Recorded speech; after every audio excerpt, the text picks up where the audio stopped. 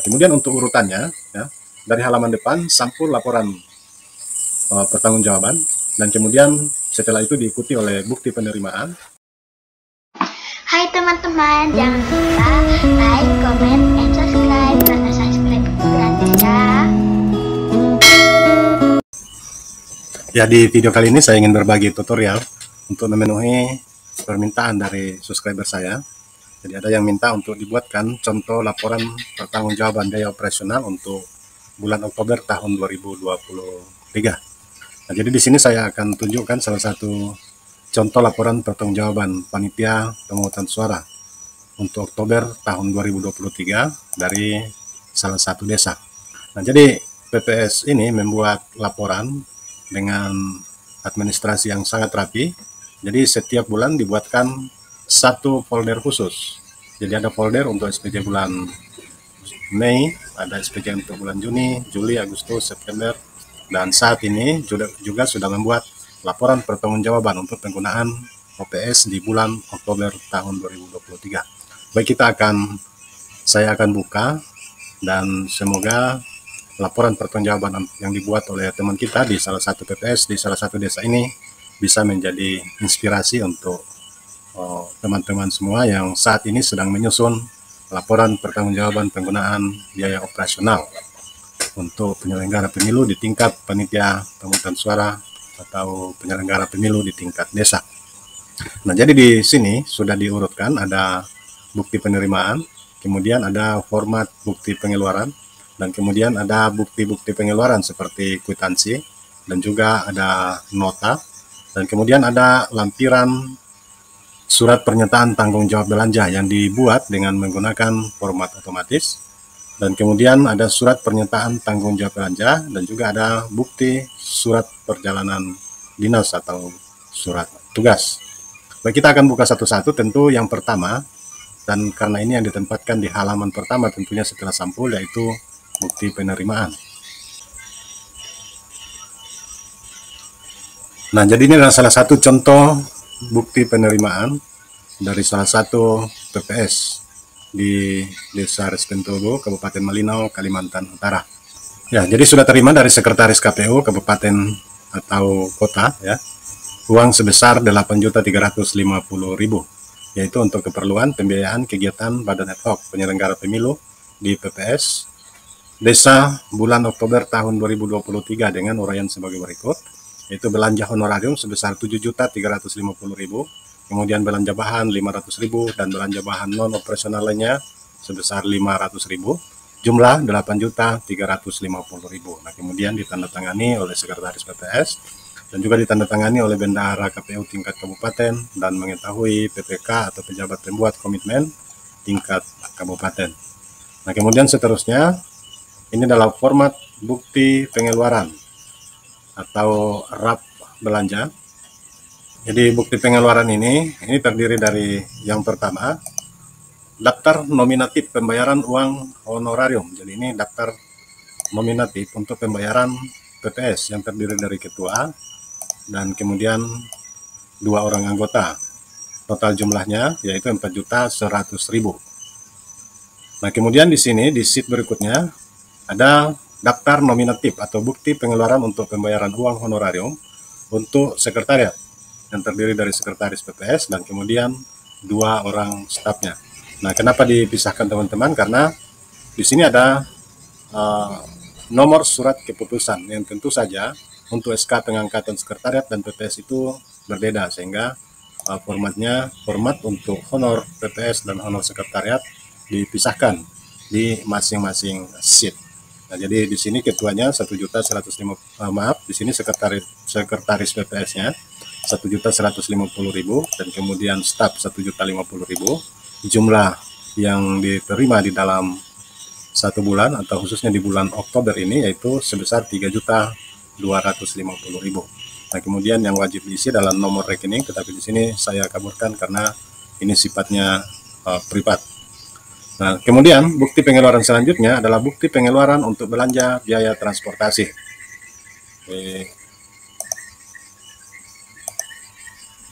Ini untuk belanja biaya transportasi. bukti pengeluaran nomor ini tentu disesuaikan di masing-masing PPS setiap desa. Untuk keperluan pembayaran kegiatan Badan Ad Hoc Penyelenggara Pemilu di PPS Desa Respen Tubuh pada bulan Oktober tahun 2023 dengan rincian di bawah ini. Nah, jadi transportasi untuk konsultasi ke PPK sebanyak 1 orang dengan harga satuan Rp150.000, jumlah Rp150.000. Nah, jadi ini pengeluaran khusus untuk biaya transportasi. Nah, kemudian selanjutnya bukti pengeluaran berikutnya adalah bukti pengeluaran untuk belanja biaya operasional lainnya. Di sini untuk keperluan pembayaran kegiatan Badan Ad Hoc Penyelenggara Pemilu pada bulan Oktober 2023 dengan rincian di bawah ini. Jadi di sini ada 2 kegiatannya. Yang pertama yaitu kegiatan sosialisasi tahapan pemilu. Jadi informasinya teman-teman PPS ini mengumpulkan lembaga kemasyarakatan desa yang terdiri dari BPD, LPM, kemudian ketua-ketua RT untuk menyampaikan tahapan sosialisasi pemilu agar pengurus kelembagaan desa ini bisa membantu PPS di dalam menyampaikan sosialisasi tahapan pemilu kepada masyarakat. Dan belanjanya yang terdiri dari 1 spanduk, 1 lembar dengan nilai Rp150.000 per lembarnya, jumlah Rp150.000.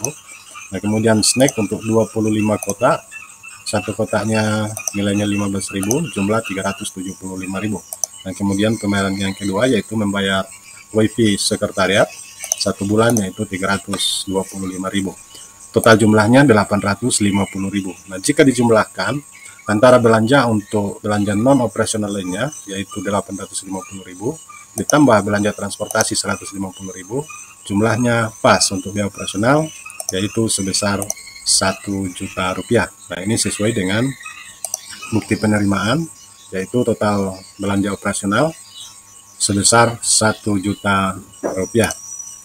Nah, kemudian seterusnya, jadi di sini ada pengeluaran untuk spanduk, kemudian ada pengeluaran untuk snack, ada untuk pembayaran WiFi. Jadi untuk bukti pengeluaran belanja spanduk ini harus dibuktikan dengan nota. Jadi karena spanduk ini adalah belanja bahan toko, ya tentu bukti pengeluarannya berupa nota yang distempel dan ditandatangani oleh pemilik toko. Jadi contohnya seperti ini. Di sini sudah ada ya nota spanduknya. Nah, ini dia. Saya besarkan. Ini nota dari salah satu toko. Banyaknya 1 lembar nama barang spanduk harga Rp150.000, jumlah Rp150.000. Nah, jadi ini menjadi lampiran dari laporan pertanggungjawaban PPS untuk penggunaan PPS yang berupa belanja untuk spanduk senilai Rp150.000. Nah, kemudian di bukti pengeluaran lainnya ada snack. Nah, karena snack ini biasanya kita beli di warung-warung dan di warung itu belum tentu mempunyai nota, sehingga untuk snack ini bisa dibuktikan dengan menggunakan kwitansi. Ya, jadi kalau kwitansi dari toko tidak ada, maka kita bisa menggunakan kwitansi sesuai dengan format yang sudah diberikan oleh KPU dengan format seperti ini. Jadi ini adalah kwitansi untuk snack. Nah, ini format kwitansinya. Kwitansi nomor, kemudian sudah terima dari Sekretariat PPS Desa Respen Tubuh uang sejumlah Rp350.000 untuk pembayaran 25 kotak snack atau snack 25 kotak. Snack di sini Rp375.000 ya. Rp375.000.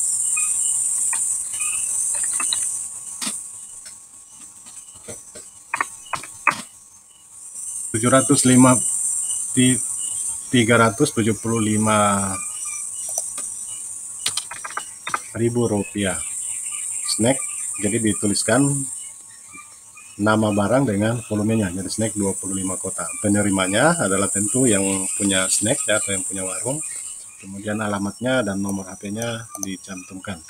Kemudian di bawah setuju dibayar Sekretariat PPS, yang membayar adalah Sekretariat Urusan Keuangan PPS. Nah, ini format kwitansinya. Nah, selanjutnya, kemudian untuk pembayaran WiFi ini bisa dibuktikan dengan pembayaran dari counter ataupun dari Telkom ya, atau bisa juga dengan menggunakan kwitansi. dari pemilik WiFi. Jadi misalnya sekretariat PPS itu menumpang di rumah ketua atau di rumah sekretaris, maka bukti pembayaran WiFi-nya ini bisa menggunakan kwitansi. Nah, kemudian untuk belanja transportasi konsultasi PPK ini harus dibuktikan dengan surat tugas dan juga sekaligus bukti konfirmasi telah melaksanakan tugas. Nah, surat tugasnya itu formatnya seperti ini.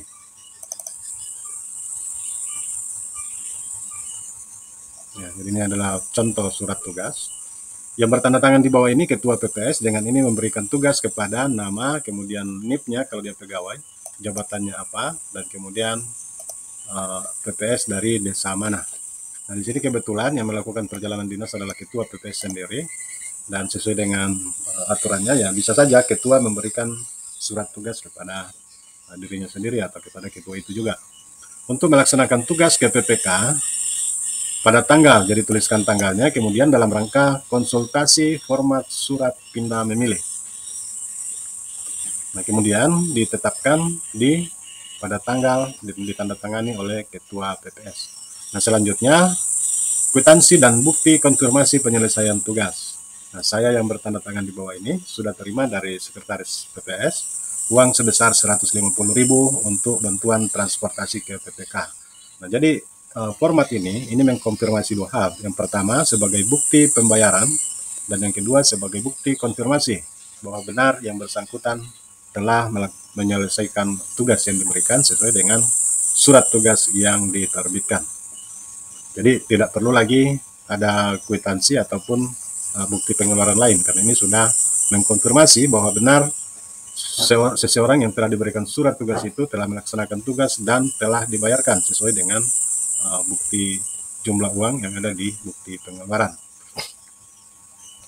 Nah, kemudian jangan lupa bahwa surat tugas ini juga harus dilegitimasi oleh tempat kita melaksanakan tugas. Jadi misalnya pelaksanaan tugasnya di PPK, maka bukti konfirmasi ini harus ditandatangani dan distempel oleh PPK. Nah, kemudian selanjutnya ini ada format surat pernyataan tanggung jawab belanja. Ya, ini adalah surat pernyataan tanggung jawab belanja atau yang sering kita kenal dan disingkat dengan sebutan SPTJB. Pada bulan Oktober tentunya karena kita akan membuat laporan pertanggungjawaban untuk bulan Oktober, kemudian nomor, tanggal, dan kemudian ini adalah data sekretaris yang bertanda tangan di bawah nama, kemudian jabatan sekretaris, alamatnya desa, kecamatan, kabupaten. Menyatakan dengan sesungguhnya bahwa bertanggung jawab atas penggunaan dana pemilu bulan Oktober tahun 2023 sebesar 8.350.000. Nah, jadi nilai uang ini adalah nilai uang yang terdiri dari belanja honorarium dan juga biaya operasional. Nah, kemudian ditandatangani oleh sekretaris PPS. Ya, kemudian surat pernyataan tanggung jawab belanja ini mempunyai lampiran, yaitu berupa rincian penggunaan anggaran sampai dengan bulan di mana kita menyusun laporan pertanggungjawaban. Ya, di lampiran surat pernyataan tanggung jawab belanja ini menggunakan format pengisian secara otomatis. Dan ini saya sudah share di video saya. Bagi teman-teman yang ingin menggunakan aplikasi ini, silahkan cari di video saya sebelumnya. Jadi di format otomatis ini, kita hanya mengubah bulannya ya. Ini bulan 9. Ketika saya mengubah ini dari bulan 10, jadi sini tulisannya Oktober. Kemudian pada bulan 9 ini September, Agustus, Juli, Juni, Mei, April, Maret, Februari, ya. Ini adalah laporan yang pertama. Dan di Januari karena belum ada transaksi ini kosong ya. Jadi bulan 2 atau Februari sudah ada, kemudian bulan 3, bulan 4, 5 dan seterusnya. Nah, jadi karena ini menggunakan format otomatis, maka ketika saya akan membuat laporan untuk bulan Oktober, maka otomatis data yang ada di sini ini sudah terisi untuk bulan Oktober tahun 2023. Nah, jadi ini tinggal di print, maka lampiran surat pernyataan tanggung jawab belanja kita sudah selesai. Ya, jadi itu penjelasan mengenai laporan pertanggungjawaban untuk bulan Oktober tahun 2023. dan saya sudah memaparkan contoh laporan pertanggungjawaban itu dari salah satu desa. Nah, kemudian untuk urutannya, ya, dari halaman depan sampul laporan pertanggungjawaban, dan kemudian setelah itu diikuti oleh bukti penerimaan, dan kemudian surat pernyataan tanggung jawab belanja atau SPTJB, dan yang ketiga lampiran surat pernyataan tanggung jawab belanja, dan yang kemudian yang keempat format bukti pengeluaran, dan kemudian seterusnya diikuti dengan bukti-bukti pengeluaran seperti kwitansi-kwitansi, nota, dan juga surat tugas. Nah, kemudian yang terakhir tentunya SK atau surat keputusan tentang pengangkatan PPS dan juga sekretaris PPS. Nah, jadi demikian uraian singkat tentang contoh laporan pertanggungjawaban penggunaan dana untuk panitia pemungutan suara di bulan Oktober tahun 2023. Semoga bermanfaat. Terima kasih.